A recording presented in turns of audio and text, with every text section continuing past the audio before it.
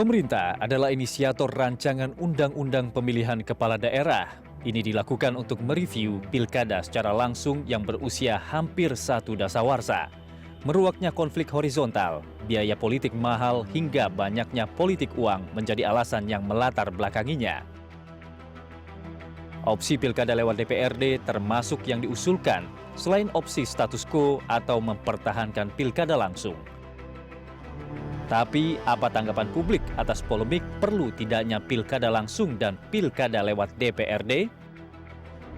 Polling Lingkaran Survei Indonesia terhadap 1.200 responden yang digelar 5-7 September 2014 menyebutkan lebih dari 80% responden menginginkan pilkada langsung. Yang menghendaki pilkada kembali lewat DPRD hanya 10,71%. Sementara yang meminta kepala daerah ditunjuk presiden ada 4,91%. Iya, Bang Don, ini balik-balik lagi saya kalau bicara survei saya jadi sekarang apalagi kalau ada Pak Hidayat gitu. Itu yang saya bilang tadi. Itu yang saya bilang tadi, suara di luar sana akan berbeda dengan suara di dalam. Iya. Dan juga bagi saya mungkin suara di luar sana juga dipengaruhi oleh ekses di samping substansi dan demokrasi langsung gitu. Iya. Ekses yang selama ini kan sebetulnya yang terjadi adalah bagaimana rendahnya tingkat kepercayaan publik pada DPR. Iya. Pada DPRD, kemudian tingkat pada kepercayaan partai, publik gitu kepada ya. parpol, Ya. itu kan berbagai survei mengatakan begitu. Lalu kemudian soal yang lain itu adalah soal money politics yang kemudian mereduksi substansi demokrasi. Hal-hal seperti ini membuat orang lalu mengatakan, ngapain harus diserahkan kepada DPR atau DPRD? Termasuk survei memperlihatkan bahwa DPR itu termasuk lembaga yang paling korup. Jadi bagaimana menyerahkan pilihan itu kepada orang-orang seperti ini, kira-kira gitu. Ini pertanyaan-pertanyaan yang sebetulnya membuat kita paham kenapa di luar parlemen berbeda dengan yang kemungkinan sekarang sedang diidekan. Yang dilupakan adalah anggota DPR atau DPRD itu dipilih oleh rakyat. Itu betul. Jadi kalau mereka tidak dipilih, kan ngapain dipilih sama rakyat? Nah, itu betul, Pak. Yang terjadi begini, kalau kita ke lapangan, yang terjadi kan begini ya. Seorang anggota DPR di kabupaten, dia akan membeli suara 3.000. 3.000 pun dia sudah bisa jadi anggota DPRD. Itu harga murah. Lalu kemudian orang-orang ini kemudian memilih suara bupati nantinya. Ini kan kemudian terjadi bagaimana orang-orang yang membeli suara lalu kemudian yang belum memilih bupati pun banyak sekali kan, terus terang banyak anggota DPR yang menjadi kontraktor kan. Ya. Lalu minta proyek itu money politics juga berjalan pada pemilihan legislatif. Itu persoalan. Karenanya kita tidak hanya bicara tentang memilih langsung atau tidak langsung, perangkat-perangkatnya dibenahi, termasuk tadi adanya KPK di situ, PPATK di situ, supaya meminimalisir kasus-kasus yang terjadi. Ada sedikit menyimpang karena ada juga di luaran berbunyi gini, jangan-jangan sesudah ini presiden pun tidak lagi dipilih langsung. Oh enggak, undang-undang dasarnya mengatakan itu. Karena tadi kita itu berangkat konstitusi.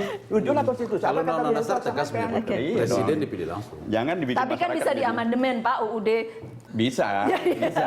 Oh iya, Pak Isra. Tapi itu mekanismenya tidak segampang yang dibayangkan. Jadi saya kira memang saya sepaham sekali apa yang dilakukan oleh lembaga survei. Iya. Ini adalah salah satu kita ingin tahu apa pendapat rakyat itu sebenarnya. Nah, kita ingin tanyakan, misalnya DPR, tanya dulu dong rakyatnya. Tapi kan sudah diwakili oleh sebuah survei. Kita percaya saja, karena survei itu melalui kaidah-kaidah ilmiah yang sudah disepakati bersama. Nah, kalau misalnya ini kita ingin lihat dengan secara jelas saja, kita terlepas daripada buruk sangka bahwa ini adalah permainan. Ini hasil survei. Enggak, mereka kan bertanggung jawab sampai dunia akhirat itu. Jadi bukan sembarangan. Kalau ada pikiran tanggung jawab, Pak. Lembaga survei yang dibayar terlalu banyak juga. Gitu. Tapi juga hasil survei dimanapun saya kira kaidah-kaidah ilmiahnya dan kemudian pertanggungjawabannya itu bisa kita lebih. Paling tidak sekarang ini polemik riuh sudah terjadi, Pak Gamawan ya. Riuh soalnya tentang langsung tidak langsung tidak langsung. Pemerintah, ya. Pemerintah mengambil langkah aman membuat dua versi, bukan begitu, Pak? Bukan, kita kan membuat sebuah tawaran. Ya. Jadi dua undang-undang kan sudah sepakat gitu. Dan itu banyak sekali isu. Ini kan satu undang-undang. Undang pilkada. Dan itu pun hanya satu isu di antara sejumlah isu yang kita buat. Pak, boleh saya perjelas ketika sedikit? kita majukan itu. RUU pilkadanya jadi kemudian membuat dua versi atau bagaimana? Enggak. Jadi kita ajukan begini. Untuk gubernur dipilih langsung. Baik. Untuk bupati wali kota karena banyaknya masalah ada 75 orang meninggal, aset segala macam. Itu kita tawarkan untuk tidak pilih langsung. Tapi kita siap-siap juga nih, apabila memang rakyat menghendaki tetap langsung. DPR maksudnya. Ya rakyat lah, gitu. Survei Pak Don tadi, yang kemudian terimplementasi dari suara DPR, Dewan, gitu kan, perwakilan. Menyatakan tetap langsung, kita juga siap. Dengan catatan, lakukan perbaikan ini. Artinya kemudian masuk apa yang disebutkan Pak Israr tadi, misalnya begini, jangan ada pengerahan massa, ya kan? Jangan ada iklan yang jor-joran. Ada uji publik. Uji publik macam-macam lah, kita siapkan itu. Betul. Terus pemilihan terbuka di DPRD-nya begitu ya Pak? Itu kalau pilihan yang lain. Kalau pilihan yang lain. Oke Pak, artinya pemerintah kemudian bersikap ya sudah terserah DPR. Karena memang hak legislasi itu hak Dewan. Oke. Mengingat apa yang Undang-Undang Dasar itu. Mengingat apa yang kemudian terjadi di luar seperti ini, sebagai ketua fraksi PKS nih Pak Hidayat, apa yang kemudian akan disampaikan? Ini harga mati ya? Jadi secara prinsip kan yang namanya rakyat itu bukan hanya yang menjadi responden survei gitu ya. Tidak, saya cuma bicara soal suara-suara yang kemudian beredar. Ya. Jadi kan orang mengatakan rakyat menghendaki ini, rakyat yang mana gitu kan. Karena kalau ukurannya, kita kan sudah melakukan, rakyat sudah diberi haknya untuk memilih anggota DPRD, memilih haknya untuk memilih anggota DPD, anggota DPR, presiden. Rakyat berdaulat. Termasuk kepala desa. Termasuk kepala desa. Dan rakyat yang sudah melaksanakan perannya itu kemudian ada undang-undang yang mengatur kehidupan kita. Undang-undang dasar kita mengatur tentang siapa yang punya hak membuat undang-undang. Iya. Termasuk amandemen undang-undang dasar juga ada. Siapa yang berhak untuk melakukan amandemen? Semuanya ada. Kalau itu diterangkan dengan baik, tanpa provokasi-provokasi, saya kira pada akhirnya kita semuanya bisa berpikir jernih. Pak Ustadz, apakah Bapak berpendapat bahwa yang suara menolak yang di luar sekarang ini adalah provokasi? Ada yang melakukan provokasi. Ada yang melakukan Karena dengan tegas ada yang mengatakan, tunggu saja nanti gedung DPRD dibakar rakyat. Ada secara terbuka. Saya baru dengar itu malah dari Pak Ustadz. Saya dengar langsung di sebuah TV seorang LSM mengatakan begitu. Oke, buat PKS ini harga matikah?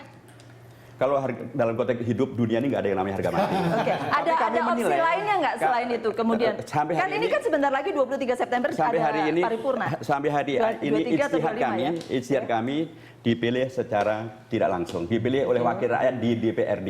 Tentu dengan beragam perbaikan-perbaikan tadi, supaya tidak terjadi yang dikhawatirkan berpindahnya korupsi ke DPRD. Laksanakan peraturan yang ketat, libatkan KPK, libatkan PPATK, supaya kemudian yang dikhawatirkan bahwa kalangan perseorangan independen tidak bisa ikut, tegaskan bahwa itu dimungkinkan. Dan ikutannya juga, misalnya begini, Bupati tidak harus bertanggung jawab pada DPRD dan tidak ada impeachment dari DPRD. Tidak ada tekanan itu. Nah, itu misalnya. Iya, jadi di paripurna posisinya jelas, Pak Irsan. Ya, saya berharap terutama Pak PKS ya, kembali kepada prinsip yang dulu. Mempertahankan kedaulatan rakyat yang luar biasa. Saya salut sama PKS. Tapi saya kira kan mesti jalan nih, masih dibahas. Nah, insya Allah beliau kan kembali kepada masih panjang perjalanan sampai tanggal 23 ya Pak ya? 23. Ya, banyak yang menganggap bahwa ini langkah mundur. Sekali lagi saya mengutip banyak orang aja Pak Ustadz, jadi bukan kata saya. Ini langkah mundur. Saya juga mulai sepakat karena kita sebenarnya sudah maju dengan pilkada langsung gitu. Bahkan pilpres langsung, pilpres yang kemudian menurut saya biayanya makin murah. Kalau kata JK, pilpres kali ini adalah pilpres dengan biaya yang paling murah karena kemudian rakyat sendiri yang banyak berpartisipasi gitu. Dan saya yakin kalau rakyat itu belajar, mereka akan juga tahu bagaimana memilih dengan murah. Cari pemimpin yang bagus, yang betul-betul layak untuk mereka gitu. Dan ini kalau hal-hal seperti ini kan sudah terbukti menghasilkan pemimpin-pemimpin yang bagi saya ini ada beberapa monumen yang akan terlihat dan kemudian mulai diinternalisasi ke dalam pikiran dan batin rakyat untuk mengatakan, oh ternyata kalau kita pilih pemimpin seperti ini bagus dan kita mau hal yang sama. Dan itu akan menjadi bola salju. Jangan ditarik mundur lagi, kira-kira begitulah. Kecuali kalau kita mengatakan orang seperti Ridwan Kamil, Tri Risma Hari ini, lalu kemudian Jokowi Ahok, lalu siapa lagi bupati-bupati yang bagus itu dianggap tidak bagus. Misalnya mereka tetap bagus. Misalnya. Tapi belum ada pengalaman dipilih melalui anggota DPRD yang kemudian menghadirkan. Ya, kenapa tidak dicoba? Cobalah supaya nanti kita jadi uji coba terus kata Pak. Iya, kita sudah hampir sampai di bagian akhir. Saya boleh dapatkan closing statementnya dari Pak Hidayat. Secara prinsip ini adalah peristiwa konstitusional. Mari kita bicarakan ini dengan kepala dingin, dengan cinta kepada Indonesia, memikirkan yang terbaik untuk Indonesia ke depan. Kami melihat dipilih oleh anggota DPRD konstitusional, itu tetap menghadirkan sistem perwakilan dan rakyat tetap mempunyai kedaulatannya. Dan karenanya, ya kita berharap ini akan menghadirkan yang lebih baik dan menjauhkan kepala daerah dari kemungkinan ditangkap oleh KPK seperti yang kemarin terjadi. Pak Israr.